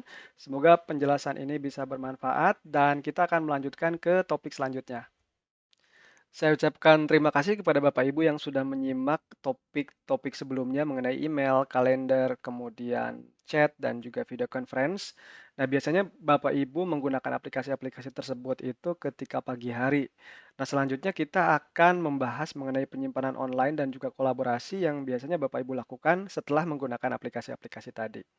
Nah, dari sisi Google Workspace di sini ada Google Drive tentunya dan dari sisi Microsoft 365 itu memiliki yang namanya OneDrive dan juga SharePoint. Nah, seperti biasa mari kita pelajari lebih dalam lagi apa perbedaan dari masing-masing platform ini dan juga apa nanti fitur-fitur yang tersedia untuk mengganti aplikasi Google Drive ini. Nah, di sini saya sudah kembali ke akun demo saya. Sebelah kiri, di sini saya akan coba membuka Google Drive dan di sebelah kanan di sini saya akan coba membuka OneDrive. Nah, ini adalah dua aplikasi yang akan kita coba bandingkan. Ya, baik. Nah, bagi Bapak Ibu yang terbiasa dengan menggunakan Google Drive, kemudian klik tombol New di sini. Nah, di sini Bapak Ibu akan menemukan banyak sekali fitur, apakah itu membuat folder baru atau mengupload file folder atau bahkan membuat dokumen ataupun presentasi baru di sini. Nah, jika Bapak Ibu menggunakan OneDrive, maka nanti Bapak Ibu akan menemukan fitur tersebut di bagian New di sini ya. Nah, di sini Bapak Ibu bisa membuat folder baru ataupun bahkan membuat dokumen, Excel, OneNote, dan lain sebagainya. Nah, jika Bapak Ibu ingin mengupload suatu file atau folder, bisa diklik di bagian yang tombol upload di sini. Di sini bisa pilih apakah Bapak Ibu mau mengupload files ataupun folder.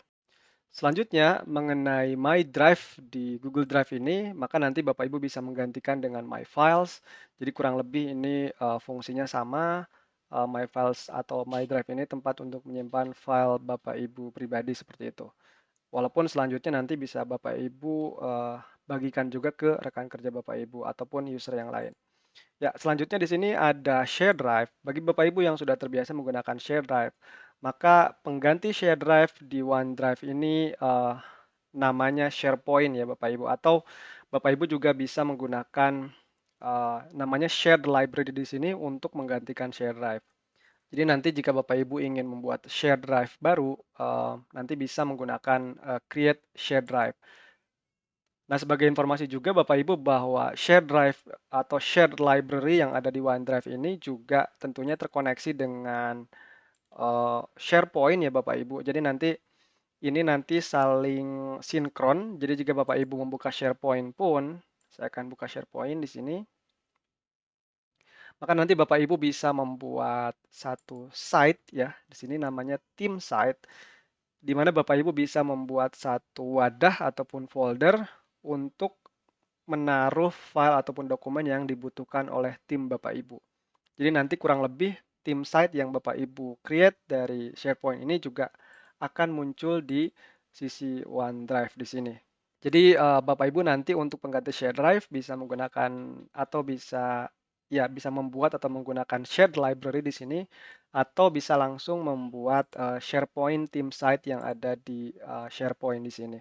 Jadi itu aplikasi ataupun pengganti yang sepadan dari fitur yang ada di share drive. Nah, sama seperti halnya share drive, tentunya salah satu kelebihan dari shared library ini adalah jika Bapak Ibu mendapatkan suatu file ya, atau jika Bapak Ibu dibagikan suatu file dari shared library ini atau SharePoint ini, maka nanti walaupun perbandingan atau fitur yang sepadan di OneDrive di sini, maka ini sepadan dengan yang namanya share di sini. Nah, jadi di Share With Me ini tentunya Bapak Ibu akan semua file yang dibagikan kepada Bapak Ibu akan dikumpulkan di sini. Nah, sama seperti halnya share, maka setiap file yang dibagikan ke Bapak Ibu juga akan dipopulasikan di dalam share ini.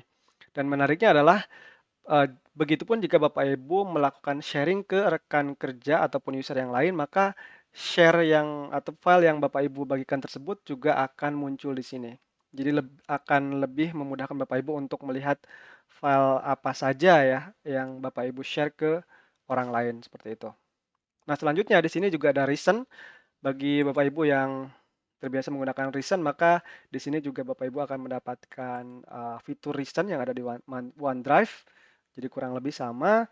Selanjutnya ada Star. Nah, bagi Bapak Ibu yang terbiasa ataupun suka menggunakan fitur Star di sini, sayangnya untuk di OneDrive ini belum memungkinkan, tetapi jangan khawatir, nanti dari sisi Microsoft Office portalnya di sini, dan Bapak Ibu seperti yang dilihat di sini, akan juga mendapatkan akses ke file-file terbaru, dan menariknya adalah Bapak Ibu bisa menambahkan favorites ya. Seperti ini, jadi tinggal ditambahkan favorite di sini. Jadi kurang lebih untuk sumber dari filenya sama, dari OneDrive juga, maka nanti Bapak Ibu bisa melakukan favorite dan nanti akan muncul di sini. Ya, kita kembali ke OneDrive di sini. Di sini juga ada trash. Jadi untuk file-file yang dihapus, maka nanti akan masuk ke trash dan setelah 30 hari nanti akan dihapus secara permanen. Nah, begitupun dengan OneDrive, jika Bapak Ibu menghapus suatu file, maka nanti akan masuk ke recycle bin. Akan tetapi perbedaannya adalah selama Bapak Ibu tidak menghapus file-file ini yang ada di recycle bin, maka file tersebut akan tetap ada. Nah, jikapun Bapak Ibu menghapus file yang ada di recycle bin ini, maka nanti akan masuk ke second stage recycle bin dan nanti akan bertahan sampai dengan 93 hari by default. Nah, jadi tentunya di sini menawarkan keamanan yang jauh lebih tinggi seperti itu, karena jika Bapak Ibu menghapus suatu files, maka nanti Bapak Ibu punya kemampuan yang lebih untuk bisa merestore kembali file tersebut, walaupun lebih dari 30 hari.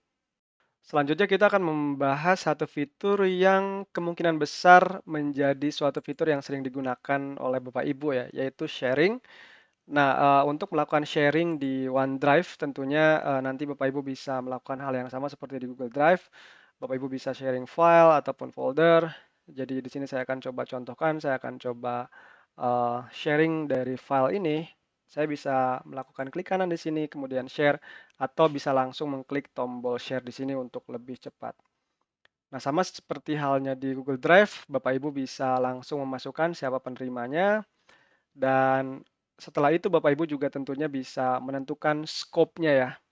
Nah, misalkan saya akan coba masukkan resipiennya ini, dan selanjutnya di sini saya bisa tentukan scope-nya ataupun privasinya apakah anyone with the link, yang tentu ini adalah cakupannya sangat luas ya, artinya siapapun yang mendapatkan link akan mendapatkan akses ke dalam dokumen ini, atau Bapak Ibu juga bisa menyetel ke internal perusahaan Bapak Ibu saja. Jadi jika ada orang luar yang mendapatkan link ke dokumen ini, maka nanti tidak bisa mengaksesnya. Ataupun Bapak Ibu juga bisa memilih people with existing access ataupun specific people, jadi hanya orang-orang yang Bapak Ibu berikan akses secara spesifik saja, secara langsung, yang nanti bisa mendapatkan akses ke dokumen ini.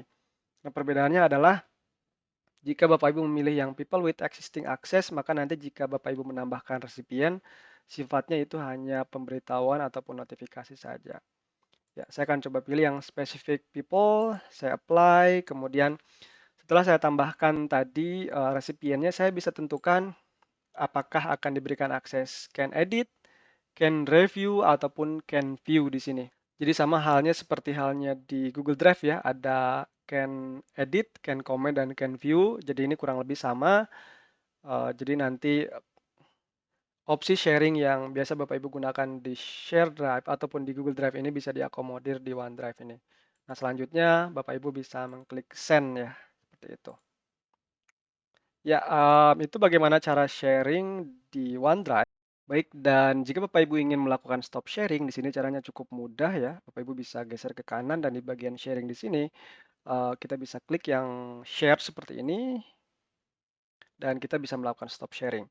Kemudian satu fitur yang tidak kalah penting adalah mungkin di bagian Google Drive Bapak Ibu sering menggunakan yang namanya uh, activity ya, sering menggunakan yang namanya activity untuk melihat audit dari file ini di-sharing oleh siapa, pada kapan begitu ya. Nah, ini juga bisa dilakukan di OneDrive. Jadi nanti Bapak Ibu cukup pilih saja filenya dan nanti bisa klik yang tombol i di sini untuk melihat history dari file ini ya. Seperti itu. Dan selanjutnya, kesamaan antara Google Drive dan juga OneDrive ini, keduanya memiliki yang namanya desktop app ya Bapak Ibu. Jadi lebih memudahkan Bapak Ibu untuk melakukan sinkronisasi file yang berada di laptop Bapak Ibu ke dalam yang versi web di sini. Nah, untuk melakukan hal tersebut, mungkin sebelumnya Bapak Ibu sering menggunakan yang namanya Drive for Desktop ya. Jadi aplikasinya kurang lebih seperti ini. Jadi bagi Bapak Ibu yang mungkin sudah mendownload Drive for Desktop, kemudian menginstal, maka nanti akan menambah satu drive yang namanya seperti ini atau sesuai dengan nama email Bapak Ibu dan kemudian di sini Bapak Ibu bisa melakukan sinkronisasi ataupun bisa mengakses ya file yang dari versi browser ke desktop Bapak Ibu. Jadi misalkan main drive dan lain sebagainya. Ya, hal yang sama juga tentunya bisa Bapak Ibu lakukan untuk OneDrive karena ini integrasinya lebih native ya Bapak Ibu. Nah, seperti yang Bapak Ibu perhatikan di sini, saya sudah mendownload aplikasi OneDrive. Jadi jika Bapak Ibu yang belum mendownload nanti bisa mengklik di bagian Get the OneDrive Apps. Kemudian nanti bisa download untuk versi yang Windows ataupun sesuai dengan OS Bapak Ibu dan selanjutnya nanti bisa login dengan menggunakan akun Microsoft 365, maka nanti untuk filenya itu bisa dilihat di bagian OneDrive di sini untuk yang versi enterprise atau mungkin untuk yang versi personal nanti bisa dilihat di sini. Dan sama seperti halnya di Drive for Desktop di sini, Bapak Ibu juga bisa menjadikan sebagai offline. Nah, di sini kita bisa menjadikan offline dengan caranya melakukan klik kanan, kemudian nanti pilih yang always keep on this device. Artinya nanti Bapak Ibu bisa mengakses file ini walaupun sedang offline. Dan nanti bisa langsung dibuka dengan aplikasi Microsoft Excel ataupun Word sesuai dengan tipe filenya. Dan tentunya Bapak Ibu juga bisa melakukan sekaligus seleksi dan melakukan tadi ya always keep on this device untuk menjadikan file-file ini berada di laptop Bapak Ibu sehingga memudahkan untuk mengakses walaupun dalam keadaan offline. Tetapi yang perlu dicatat di sini adalah bahwa ini akan memakan space ataupun storage-nya laptop Bapak Ibu, jadi pastikan bahwa storage Bapak Ibu juga, mencukupi seperti itu. Ya, jadi saya rasa itu untuk pembahasan OneDrive dan juga sekilas mengenai SharePoint tadi untuk pengganti daripada share drive, dan kita akan berjumpa lagi di pembahasan topik selanjutnya. Halo, selamat datang kembali Bapak Ibu. Jadi pada topik kali ini kita akan membahas mengenai perbedaan aplikasi Google Docs, Sheet, dan Slide dengan Microsoft Word, Excel, dan PowerPoint. Nah, tentunya pada topik kali ini saya tidak akan membahas terlalu dalam karena tentunya saya yakin Bapak Ibu justru sudah sangat familiar dengan Word, Excel, dan PowerPoint karena tentunya sudah Bapak Ibu gunakan dalam kehidupan sehari-hari. Nah, di sini saya akan coba meng-highlight hanya di fitur-fitur kolaborasi saja. Nah, kita akan coba kembali ke akun demo kita. Nah, biasanya sebelumnya Bapak Ibu ketika ingin membuat doc, sheet, dan slide nanti biasanya dari sini ataupun mungkin dari titik 9 ya di sini doc, sheet, dan slide. Atau ada cara singkatnya yaitu Bapak Ibu juga bisa menggunakan URL singkat seperti ini docs.new. Nah, tentunya untuk berbagai macam cara aplikasi tadi untuk membuka doc, sheet, dan slide itu juga bisa dilakukan dari sisi Microsoft 365. Jadi di portal Microsoft 365 ini, Bapak Ibu bisa membuat dokumen ataupun presentasi ataupun spreadsheet baru langsung dari sini, atau Bapak Ibu juga bisa melakukan dari titik 9, atau bahkan Bapak Ibu juga bisa melakukan cara yang sama tadi dengan mengetikkan misalkan word.new seperti ini. Ini sama-sama akan membuka blank Word document seperti ini Bapak Ibu. Nah, jadi kalau sebelumnya Bapak Ibu menggunakan Google Workspace ini 100% di cloud, jadi Bapak Ibu tidak mendapatkan aplikasi yang versi desktopnya. Jadi mungkin kadang-kadang akan menyusahkan ketika Bapak Ibu tidak ada koneksi internet. Nah, beruntungnya di Microsoft 365 ini Bapak Ibu mendapatkan versi yang desktop. Jadi saya akan coba mulai dengan kebanyakan ataupun kebiasaan Bapak Ibu ya, yaitu membuat dokumen langsung dari aplikasi yang Word desktopnya. Jadi saya akan coba klik tombol Windows, kemudian nanti saya bisa buka aplikasi Microsoft Word, dan seperti inilah yang biasa Bapak Ibu lakukan ya ketika membuat dokumen baru. Nah, ketika membuat dokumen baru seperti ini secara bawaannya itu tersimpan di lokal ataupun di laptop Bapak Ibu. Nah, untuk itu bagi Bapak Ibu yang sebelumnya sudah terbiasa berkolaborasi secara online, ini saya menyarankan agar Bapak Ibu bisa menyimpan juga di OneDrive-nya. Caranya cukup mudah, nanti Bapak Ibu tinggal pilih yang auto save, tinggal hidupkan saja. Karena ketika Bapak Ibu menyimpan file secara online di OneDrive, maka akan secara otomatis mengaktifkan auto save. Artinya sekecil apapun atau setiap Bapak Ibu melakukan perubahan, maka nanti akan langsung tersimpan secara otomatis di OneDrive.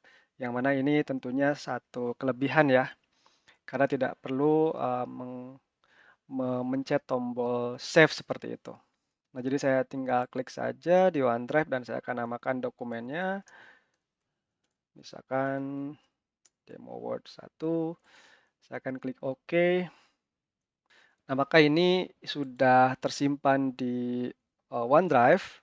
Selanjutnya, jika Bapak Ibu ingin melakukan atau memindahkan dokumen ini di OneDrive, nanti bisa pilih yang location dan kemudian nanti bisa dipilih kira-kira di folder mana file ini ataupun dokumen ini akan ditempatkan.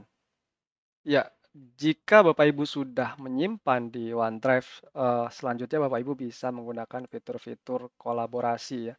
Yang pertama adalah Bapak Ibu bisa melakukan sharing dokumen ini sehingga nanti bisa kita melakukan kolaborasi bareng. Dan jika sudah di-share, misalkan saya akan coba share ke salah satu rekan kerja saya di sini. Sama seperti halnya Bapak Ibu sharing di OneDrive ya. Di sini juga akan muncul dialog box seperti OneDrive ini. Nah, misalkan saya akan coba kirim ke sini dan seperti biasa di sini Bapak Ibu bisa menentukan scope-nya apakah hanya ke spesifik orang atau ke organisasi atau bahkan anyone with the link. Dan seperti biasa saya bisa menentukan apakah saya berikan can edit atau can view seperti ini. Saya bisa send. Ya, dan selanjutnya saya bisa berkolaborasi dengan rekan kerja saya ini.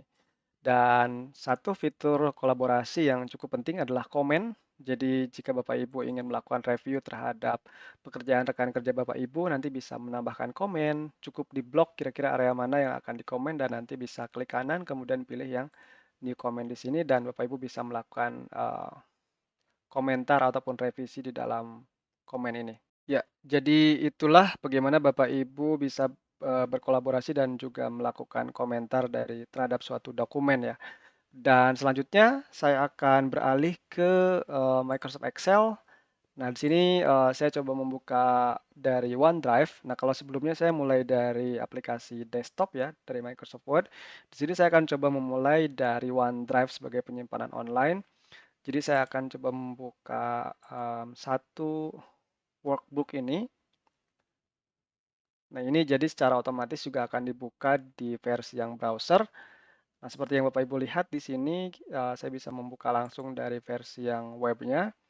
Dan jika Bapak Ibu merasa bahwa Bapak Ibu mungkin belum terlalu familiar dengan versi Excel yang web, atau mungkin Bapak Ibu menginginkan fitur yang hanya tersedia di versi yang desktop Excel-nya. Nah, di sini jangan khawatir karena Bapak Ibu bisa membuka dokumen ataupun Excel ini dengan menggunakan versi yang desktop app. Nah, jadi Bapak Ibu bisa memiliki banyak pilihan ya, apakah mau diedit di versi yang browser atau yang versi desktop. Nah, jika saya ingin buka yang versi desktop, saya tinggal klik saja, maka nanti akan langsung diarahkan untuk membuka di versi Excel yang desktop. Pastikan bahwa akun yang digunakan di versi yang web dengan versi yang desktop itu sama ya Bapak Ibu. Nah, kebetulan di sini saya menggunakan akun yang sama juga. Jadi dalam hal ini saya tetap bisa membuka seperti itu. Nah, tentunya jika Bapak Ibu sudah membuka Excel ini, Bapak Ibu bisa bekerja seperti biasa dan karena file Excel ini sudah berada di OneDrive, Bapak Ibu perhatikan di sini untuk auto save ini sudah on dan seperti biasa Bapak Ibu bisa melakukan sharing dengan rekan kerja Bapak Ibu. Dan mungkin jika Bapak Ibu sebelumnya terbiasa dengan fitur explore di Google Sheets ya. Jadi saya bisa membuka misalkan satu demo di sini. Nah, mungkin bagi Bapak Ibu yang terbiasa dengan fitur explore di sebelah pojok kanan bawah di Google Sheets, nah Bapak Ibu juga bisa menggunakan fitur yang namanya Analyze Data. Jadi ini semacam AI dari ataupun kecerdasan buatan dari Microsoft yang memungkinkan Bapak Ibu untuk mendapatkan rekomendasi-rekomendasi terkait dengan data yang Bapak Ibu miliki. Apakah misalkan mau dibuatkan chart ataupun pivot table dan lain sebagainya. Nah, selanjutnya adalah bagi Bapak Ibu yang terbiasa menggunakan pivot table ya di tombol insert kemudian pivot table. Nah, di bagian Microsoft Excel ini Bapak Ibu bisa menemukan pivot table di bagian insert ya di sini Bapak Ibu. Jadi insert kemudian pivot table dan bagi Bapak Ibu juga yang tidak mengetahui lokasi dari masing-masing fitur yang ada di Excel, di sini Excel punya satu fitur juga pencarian di sebelah tengah atas di sini untuk melihat ataupun mengetahui lokasi dari masing-masing fitur. Misalkan saya ingin menggunakan pivot table, jadi saya cukup ketikkan saja dan nanti akan langsung diarahkan ke fitur yang Bapak Ibu maksud. Ya, selanjutnya karena memang fitur-fitur di Excel ini jauh lebih banyak, jauh lebih kaya ya, Bapak Ibu nanti bisa langsung menggunakan tentunya fitur-fitur yang tersedia di sini, apakah itu mau melakukan atau menambahkan chart ataupun grafik ya.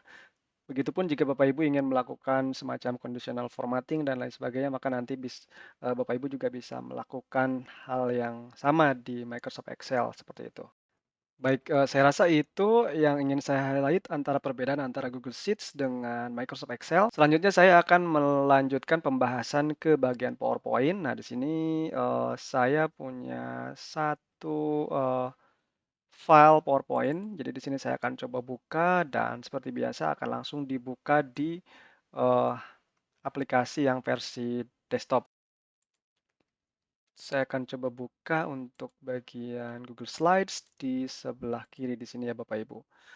Nah, di sini salah satu kelebihan dari Microsoft PowerPoint adalah di sini Bapak Ibu akan mendapatkan lebih banyak pilihan untuk animasi, transisi, dan juga fitur-fitur yang lainnya. Nah, di sini juga bagi Bapak Ibu yang sebelumnya mungkin sering menggunakan fitur Explore ya. sebagai kecerdasan buatan dari Google Sheets untuk mendapatkan rekomendasi dan lain sebagainya. Maka nanti Bapak Ibu akan bisa menggunakan fitur yang sama, yaitu namanya fitur designer di sini. Jadi ketika Bapak Ibu mengklik di sebelah pojok kanan atas di sini di PowerPoint, maka hal yang sama juga bisa dilakukan designer. Maka nanti designer juga akan merekomendasikan tema ataupun desain yang lebih bagus untuk Bapak Ibu tentunya. Jadi nanti bisa dipilih di sini kira-kira desain mana yang cocok untuk Bapak Ibu gunakan di slide ini. Ya, jadi itu untuk fitur kecerdasan buatan dan karena interface-nya atau tampilan juga kurang lebih sama, jadi tentunya tidak banyak perbedaan ya. Yang tentunya membedakan adalah di sini fitur-fiturnya lebih banyak. Bapak Ibu bisa menambahkan berbagai macam transisi, animasi, mmm, menambahkan audio, video, atau bahkan Bapak Ibu bisa melakukan record screen di sini. Ya, di sini saya juga akan menyimpan secara online di OneDrive. Saya akan hidupkan autosave-nya, kemudian saya akan simpan di OneDrive. Sehingga selanjutnya saya bisa berkolaborasi dengan klik tombol share, sama seperti halnya dulu di Google Slide Bapak Ibu melakukan atau mengklik tombol share di sini untuk berkolaborasi. Ya, jadi saya rasa itu perbedaan-perbedaan yang ingin saya highlight di topik ini. Jadi nanti Bapak Ibu bisa melakukan slideshow ya tentunya. Klik saja di bagian slideshow di sini dan nanti Bapak Ibu bisa mulai untuk presentasi. Dan ini salah satu kelebihan dari PowerPoint adalah fitur-fitur animasi ataupun transisinya jadi lebih kaya. Seperti yang Bapak Ibu lihat di sini, saya menggunakan fitur Morph ya untuk melihat pergerakan dari suatu objek dengan lebih jelas. Ya, jadi itu Bapak Ibu yang bisa saya jelaskan di bagian perbedaan antara Docsheet dan Slide dengan Microsoft Word, Excel, dan PowerPoint, dan kita akan kembali berjumpa di topik selanjutnya. Baik, Bapak Ibu, selanjutnya topik yang akan kita bahas adalah bekerja dari perangkat mobile dengan menggunakan Microsoft 365. Nah, ini merupakan topik terakhir di kursus kilat perbedaan antara Microsoft 365 dengan Google Workspace. Baik, untuk menjelaskan topik ini di sini saya sudah terhubung dengan perangkat handphone saya. Jadi saya akan langsung menjelaskan dari perangkat handphone saya di sini. Nah, seperti yang Bapak Ibu perhatikan di sini, saya sudah mendownload aplikasi-aplikasi Microsoft 365 dari Play Store saya. Dan bagi Bapak Ibu juga yang menggunakan misalkan perangkat Apple ataupun iOS, nanti bisa mendownload aplikasi yang sama dari App Store ya. Nah, kemudian sebelumnya saya yakin Bapak Ibu ketika menggunakan Google Workspace juga menggunakan aplikasi-aplikasi Google Workspace yang ada di perangkat handphone. Nah, di sini, saya juga ingin menunjukkan bahwa aplikasi-aplikasi Microsoft 365 untuk perangkat mobile juga, tersedia ya. Jadi jangan khawatir, nanti Bapak Ibu bisa download saja di Play Store-nya masing-masing ataupun di App Store-nya ya Bapak Ibu. Nah, tentunya di dalam Play Store atau App Store ini Bapak Ibu bisa mendownload aplikasi-aplikasi yang Bapak Ibu butuhkan. Nah, untuk mendownload aplikasi Microsoft caranya cukup mudah, nanti ketikkan saja di kotak pencarian misalkan Microsoft seperti ini. Nah, kebetulan saya di sini sudah menginstal hampir semua aplikasinya, jadi saya tidak perlu mendownload lagi dan nanti saya akan kumpulkan di dalam satu folder sehingga lebih memudahkan untuk melakukan atau mengakses dari aplikasi-aplikasi Microsoft ini ya. Nah, misalkan setelah Bapak Ibu mendownload aplikasi Outlook seperti ini, Bapak Ibu selanjutnya bisa melakukan penyetelan ya, yaitu dengan login dengan menggunakan akun Microsoft 365 dengan akun yang sama seperti halnya Bapak Ibu dengan akun yang sama yang digunakan di perangkat laptop ataupun di web ya Bapak Ibu. Jadi nanti caranya cukup mudah, nanti Bapak Ibu bisa menambahkan saja akunnya, login, dan kemudian nanti Bapak Ibu bisa menambahkan akun ya seperti ini. Dan begitupun dengan aplikasi-aplikasi Microsoft 365 yang lain ya, baik itu OneNote, Office, OneDrive, Excel, Word, PowerPoint, Bapak Ibu juga bisa melakukan login dengan akun yang sama. Nah, selanjutnya tentu Bapak Ibu bisa membuat email ataupun mungkin membuat dokumen atau bahkan mereview ya. Dan salah satu kelebihannya adalah jika Bapak Ibu memiliki jadwal meeting ataupun mendapatkan suatu undangan meeting, email ataupun Bapak Ibu di-sharing dokumen dari rekan kerja Bapak Ibu, maka nanti akan muncul di notifikasi handphonenya ya, sehingga tentunya akan sangat mudah diaksesnya dan juga handy ya Bapak Ibu. Nah nanti, tinggal dibuka saja misalkan email ataupun kalender di sini, saya bisa membuka email, bisa membalas ataupun membuat email baru. Di sini saya juga bisa membuka kalender ya, seperti itu. Jadi nanti jika ada meeting yang akan segera dimulai pun nanti akan ada notifikasinya dan saya bisa bergabung dari manapun seperti itu. Ya, kemudian jika Bapak Ibu juga ingin melakukan review atau bahkan membuat dokumen ataupun Excel ataupun PowerPoint baru, nanti bisa dilakukan langsung dari perangkat handphone. Cuma memang yang perlu dicatat adalah tentunya fitur-fiturnya tidak sebanyak yang versi desktop ya Bapak Ibu. Jadi itu, tapi tentunya akan sangat mudah Bapak Ibu untuk melakukan review ataupun mungkin melakukan pengeditan sederhana ketika lagi di jalan ataupun mungkin lagi di rumah seperti itu.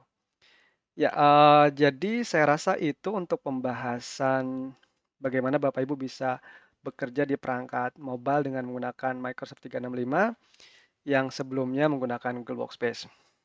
Ya, topik ini juga sekaligus mengakhiri pembahasan ataupun kursus Google Workspace versus Microsoft 365 yang tujuannya adalah memudahkan Bapak Ibu untuk melakukan perpindahan dari yang sebelumnya menggunakan Google Workspace ke Microsoft 365.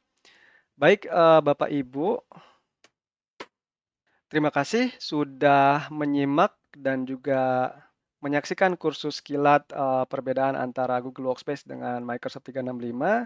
Semoga Bapak Ibu bisa mendapatkan ilmu yang bermanfaat dari kursus kilat ini dan sekaligus juga tentunya memudahkan Bapak Ibu untuk mulai menggunakan Microsoft 365 dalam pekerjaan Bapak Ibu sehari-hari. Terima kasih sekali lagi dan sampai jumpa di kursus selanjutnya.